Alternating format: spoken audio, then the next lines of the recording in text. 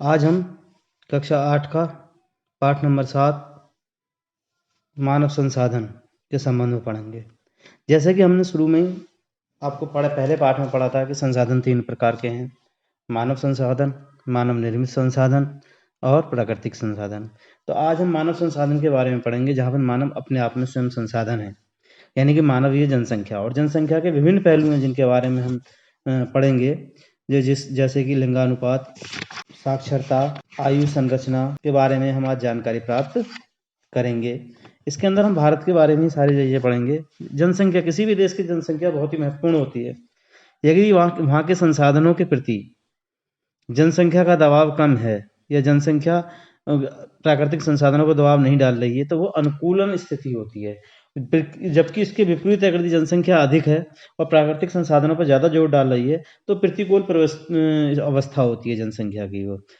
इसके अलावा हम देखते हैं कि जहाँ पर जनसंख्या बिल्कुल बराबर चल रही है, ना ज़्यादा दबाव है, ना है बिल्कुल इक्वल चल रही है, इतनी संसाधन, इतनी जनसंख्या है, तो ये बहुत अच्छी स्थिति मानी जाती है। भारत की जनसंख्या वर्ष 2011 में भारत की जनगणना के अनुसार उत्तर प्रदेश की जनसंख्या 19.9 करोड़ थी तथा पूरे भारत की जनसंख्या 2011 में 121 करोड़ थी, जो कि विश्व में चीन के बाद सर्वाधिक जनसंख्या भारत की है। 1951 से 1981 में सर्वाधिक जनसंख्या की निरंतर तीव्र वृद्धि हुई। इसका कारण खाद्यान्न आपूर्ति तथा चिकित्सा सुविधाओं में सुधार होना था, जिससे मृत्यु दर में कमी आई और जन्म दर में वृद्धि हुई। मृत्यु दर क्या होती है? जब 1000 बच्चों के पैदा होने पर जितने बच्चे मर जाते हैं उन्हें मृत्यु दर कहते हैं, और जन्म दर 1000 बच्चे पैदा होने पर जितने बच्चे जीवित बच जाते हैं उन्हें जन्म दर कहते हैं। मानव संसाधनों के संगठन जो है, जैसे कि मैंने अभी आपको बताया, आयु, लिंग, साक्षरता, जनसंख्या घनत्व, जीवन स्तर आदि इनके अपने संगठन है। अब हम लिंगानुपात की बात करें तो किसी भी देश में लिंगानुपात से तात्पर्य है कि मान लीजिए किसी देश में लिंगानुपात 1000 है, अर्थात वहाँ पर 1000 स्त्रियां हैं और 1000 ही पुरुष हैं। अगर मान लीजिए कहीं पर लिंगानुपात 11 से है, अर्थात 1000 पुरुष और पर 100 स्त्रियां अधिक हैं। अगर कहीं पर 950 यानी 950 लिंगानुपात है, तो अर्थात 1000 पुरुषों पर 950 स्त्रियां हैं। ये वहाँ का लिंगानुपात कहलाता है, अर्थात स्त्री और पुरुष का अनुपात।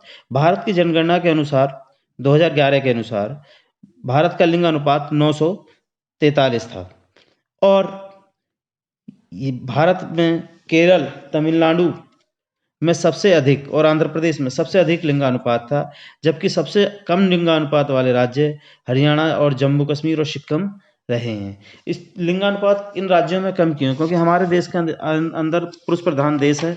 इसके अंदर हमारे यहाँ पुरुषों को ज़्यादा अच्छा माना जाता है, स्त्रियों से ज़्यादा थोड़ी घृणा की जा रही है, और हमारे यहाँ लड़कियों की अपेक्षा की जाती है। जिस लड़कियों को घर में ही मार दिया जाता है, जिसे भ्रूण हत्या कहते हैं। अब अगर हम बात करें साक्षरता दर की, भारत में 2011 की गणना के अनुसार 73% साक्षरता दर था, जबकि उत्तर प्रदेश में 67.7 यानी कि 67.7% साक्षरता दर रही। साक्षरता दर में सबसे अधिक साक्षरता दर केरल की रही, सबसे निम्न में बिहार और सिक्किम रहे।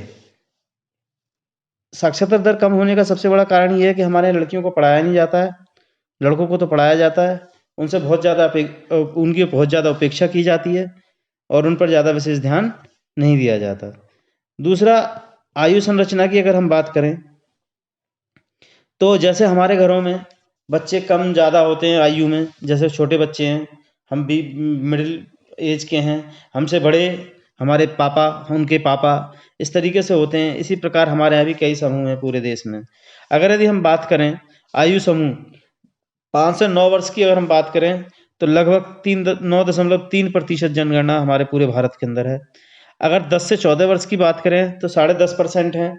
15 से 59 वर्ष की बात करें तो लगभग 60% जनसंख्या हमारी 15 से 59 वर्ष की है, और 60 वर्ष से अधिक वाली 11% जनसंख्या हमारे भारत में है। यदि हम भारत में जनसंख्या वितरण की बात करें तो भारत में अधिकांशतः गंगा जमुना के दोआब क्षेत्र में और समुद्र तटीय क्षेत्रों के अंदर जनसंख्या का दबाव बहुत अधिक है।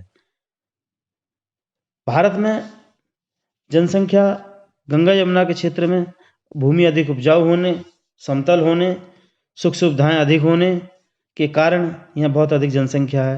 दूसरा, तटीय क्षेत्रों के अंदर व्यापार और रोजगार की सुविधाएं होने के कारण वहाँ पर बहुत अधिक जनसंख्या है। इसी प्रकार देखा जाए तो महानगरों में अधिक जनसंख्या है, जबकि गांवों के अंदर जनसंख्या, कहने को तो गांव की जनसंख्या भारत में बहुत ज़्यादा निवास करती है, परंतु जनसंख्या घनत्व के बारे में अगर देखा जाए तो शहरी क्षेत्र बहुत ज़्यादा घना है। जैसे कि दिल्ली के अंदर 11,320 प्रति वर्ग किलोमीटर व्यक्ति निवास करते हैं, जबकि अन्य क्षेत्रों के अंदर इससे बहुत कम है। जैसे मणिपुर में मात्र 128 है, नागालैंड में 119 है, पांडुचेरी के अंदर 2547 प्रति व्यक्ति किलोमीटर है, प्रति किलोमीटर है, इतनी जनसंख्या वहाँ पर निवास करती है। अब जनसंख्या स्थानांतरण की बात करें तो ज़्यादातर लोग गांव से शहर की ओर जा रहे हैं। इसमें मुख्य कारण है, नंबर 1, उच्च जीवन व्यतीत करना, रोजगार होना, परिवहन सुविधाएं, उद्योग सेवाएं और इत्यादि चीज़ें हैं जिनसे कि गांव का जीवन जो है छोड़ करके लोग गांव शहरों की ओर भाग रहे हैं। जबकि शहरों में इतना प्रदूषण इत्यादि है जिससे लोग बहुत परेशान हैं, लेकिन फिर भी उधर जा रहे हैं। भारत में नगरीय जनसंख्या का प्रतिशत 2001 में 27 था, वही 2011 में बढ़कर 31% हो गया। इसके अलावा जैसे ही भारत विकासशील देश में औद्योगिकरण होने के कारण आर्थिक विकास हो रहा है, फलस्वरूप नगरीकरण भी बढ़ रहा है। औद्योगिकरण में वृद्धि का कारण ग्रामीण जनसंख्या का स्थानांतरण नगरों की ओर होने के कारण नगरीकरण तीव्र गति से हो रहा है। किसी विशेष स्थान को छोड़कर जनसंख्या के अन्यत्र स्थान पर चले जाने को जनसंख्या का स्थानांतरण कहते हैं। हमारे देश में लोग उद्योग धंधों को लगाने और रोजगार प्राप्त करने के लिए बाहर के देशों में बड़ी संख्या में जा रहे हैं। जनसंख्या वृद्धि, भारत में जनसंख्या वृद्धि बहुत तेजी से हो रही है। विश्व की जनसंख्या वृद्धि की देखा जाए तो लगभग 2.4 है क्षेत्रफल में, और 16.7% जनसंख्या निवास करती है। यानी कि विश्व में भारत जो है का जो क्षेत्रफल है 2.4 है, लेकिन 16.7% जनसंख्या निवास करती है, और भारत प्रतिवर्ष औसत 1.64% की दर से जनसंख्या वृद्धि कर रहा है। जनसंख्या वृद्धि दर का जो मुख्य कारण है अशिक्षा, उष्ण जलवायु, परंपरागत विचार, अन्य देशों से स्थानांतरण और मृत्यु दर की कमी है। हमारे देश की जनसंख्या अशिक्षा के कारण बच्चे पैदा करने में विश्वास करती है। कहते हैं जितने हाथ होंगे उतनी ज़्यादा कमाई होगी, और वो गुणवत्ता पे ध्यान नहीं देती, सिर्फ बच्चे पैदा करने में विश्वास रखती है। उष्ण जलवायु, यहाँ की जलवायु बच्चे पैदा करने के अनुकूलन है, इसलिए यहाँ ज़्यादातर बच्चे पैदा करते हैं। परंपरागत विचार, हमारे परंपरागत विचार है कि लड़का होगा तभी हमारा वंश चलेगा। ऐसे विचारों के कारण भी हमारे यहाँ अधिक जनसंख्या बढ़ रही है। मृत्यु दर में कमी, हमारे देश के अंदर मृत्यु दर में लगातार कमी आती जा रही है। स्वास्थ्य सेवा में वृद्धि होती जा रही है, जिसके कारण भी हमारी जनसंख्या में बहुत तेजी से वृद्धि हो रही है। ये हमारे मुख्य कारण हैं जिनसे हमारे देश में जनसंख्या की वृद्धि हो रही है। इस पाठ में बस इतना ही था। बहुत बहुत धन्यवाद। Thank you very much.